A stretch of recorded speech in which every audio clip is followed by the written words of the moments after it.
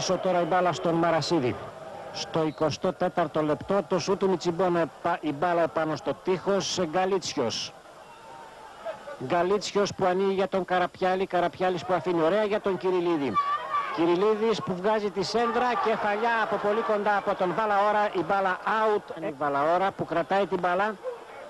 Προσπαθεί να βρει εκεί τον Ζιώγα. Βαλαώρας και πάλι Βαλαώρας δεν μπορεί. Τελευταία στιγμή πέφτει ο Μαρασίδης και μπλοκάρει την μπάλα ύστερα από την εξαιρετική αυτή προσπάθεια του Γιάννη Βαλαώρα. Ξούλης προσπάθησε να βρει και πάλι τον Μιτσιμπόνα. Σου του Μιτσιμπόνα, εντυπωσιακά πετάχτηκε ο Μαρασίδης και έριξε την μπάλα σε κόρνερ. Σταματίου που βρίσκει ελεύθερο τον Σκούτα, του κάνει την παλιά. Σκούτας που θα κάνει τη σέντρα από την άλλη πλευρά, βγαίνει εντυπωσιακά και απομακρύνει ο Μιχαήλ. Κενή εστία, το σούτ, την μπάλα στα δίχτυα. Το σούτ που γίνεται από τον Νίκο πια και είναι το 1-0 για τον Ολυμπιακό Βόλου. Να ξαναδούμε τη φάση, έγινε η σέντρα από τον Σκούτα, απομάκρυνε με γροθιές ο Μιχαήλ.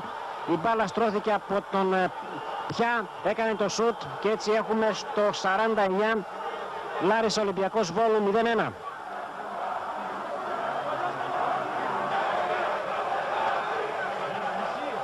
Η σέντρα του Τσιόλη, βγαίνει ο Μαρασίδης και μπλοκάρει τον Σκούτα και πάλι ο Ολυμπιακός Βόλου. Είναι μπροστά του ο Κολομητρούσης, στο σούτ του Σκούτα, απομακρύνει δύσκολα ο Μιχαήλ.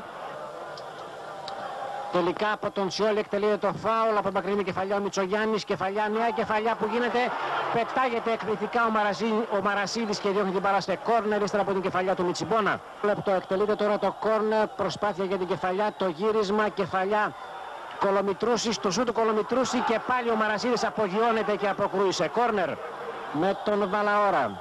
Εκτελείται πλασαριστά για τον Τσιόλη, σου του Τσιόλη, η μπάλα βρήκε κάποιο χέρι και είναι το πέναλτι που δίνει ο κύριος Περικλής Βασιλάκης. Ύστερα από το σου του Τσιόλη η μπάλα βρήκε το χέρι του Τάχου. Έτσι έχουμε στο 64 το πέναλτι για τη Λάρισα.